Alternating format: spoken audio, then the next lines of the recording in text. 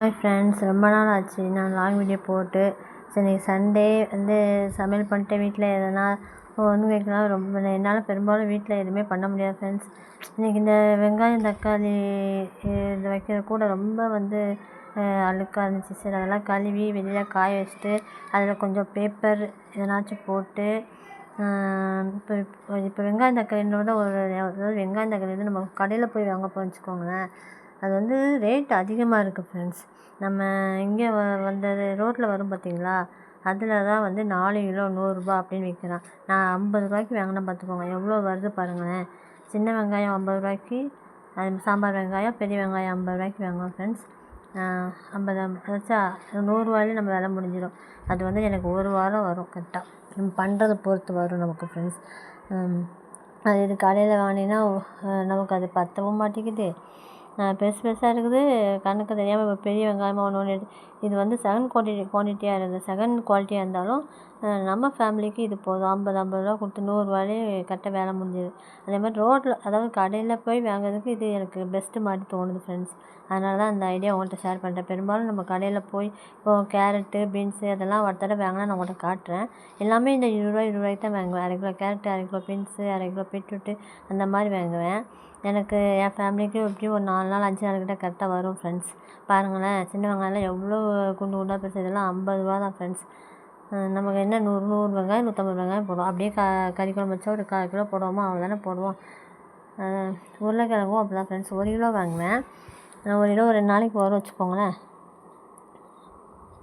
நீங்களே கணக்கு பண்ணி பாருங்கள். நம்ம ரோட் சைடில் போயிட்டு அங்கே கடையில் போய் அவன் ஸ்டோர் வாடகை அந்த வாடகை தான் போட்டு வாங்குவோம். அதை விட பெஸ்ட்டு நம்ம தெருவில் முன்னில் வாங்குறது தான் பெஸ்ட்டாக இருக்கும் ஃப்ரெண்ட்ஸ். நான் அந்த ஐடியா உங்கள்கிட்ட ஷேர் பண்ணணும்னு தோணுச்சு, அதான் ஷேர் பண்ணேன் ஃப்ரெண்ட்ஸ். ஓகேங்களா. நான் வந்து சின்ன வெங்காயம், சாம்பார் வெங்காயம், பெரிய வெங்காயம், உருளைக்கிழங்கு 1 கிலோ வாங்கினா அது 1/2 கிலோ காலியாகிடுச்சு ஃப்ரெண்ட்ஸ். 1/2 கிலோ இருந்துச்சு.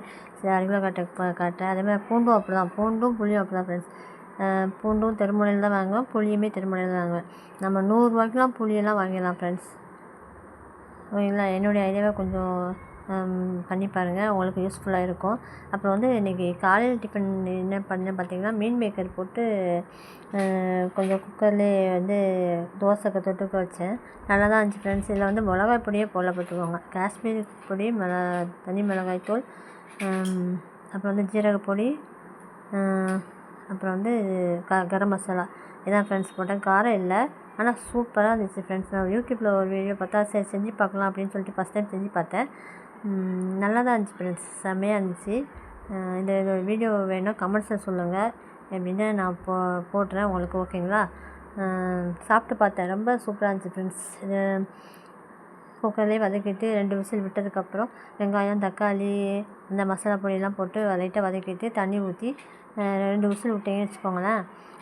2 விசில் விட்டதுக்கப்புறம் ஏற்கனவே மீன் மேக்கரை வந்து சுடுதண்ணியில் போட்டு பிழிஞ்சு வச்சுருந்தேன்ல, 2 விசில் விட்டதுக்கப்புறம் அந்த விசில் இதெல்லாம் போனதுக்கப்புறம் அந்த மீன் மேக்கரை போடணும். அது போட்டு கொதித்த உடனே இறக்குனீங்கன்னா சூப்பராக இருக்கும் ஃப்ரெண்ட்ஸ். அப்புறம் இன்றைக்கி மீன் எடுத்துருந்தோம், சண்டே இல்லையா, அந்த ஃபிஷ் குழம்பு. இது சாப்பிட்டதுக்கப்புறம் தான் ஃப்ரெண்ட்ஸ் இந்த வீடியோ எடுக்க முடிஞ்சுது. அதனால் சாப்பாடு காலியாகிடுச்சு, சாப்பாடு கொஞ்சம் தான் இருக்குது. ஃபிஷ் ஃப்ரை பண்ணியிருந்தேன். எங்கள் வீட்டில் இதுதான் ஃப்ரெண்ட்ஸ் இன்றைக்கி, ஃபிஷ் குழம்பு, fish fry. Okay, thank you friends. என்னுடைய வீடியோஸ் கொஞ்சம் சப்போர்ட் பண்ணுங்கள். ஏதாவது சொல்லணுன்னா கமெண்ட்ஸில் சொல்லுங்கள் ஃப்ரெண்ட்ஸ். நான் அதை மாதிரியே கொஞ்சம் ஏதாவது தெரிஞ்சுக்கணும், இந்த குழம்பை பற்றியோ இல்லை எதனா தெரிஞ்சுக்கணுன்னா கமெண்ட்ஸில் சொல்லுங்கள் ஃப்ரெண்ட்ஸ். இல்லை எப்படி பண்ணுங்கள் சிஸ்டர் அப்படின்ற உங்களுடைய கமெண்ட்ஸ் எனக்கு சொல்லுங்கள் ஃப்ரெண்ட்ஸ். லைக் பண்ணுங்கள், ஷேர் பண்ணுங்கள், சப்ஸ்கிரைப் பண்ணுங்கள் ஃப்ரெண்ட்ஸ்.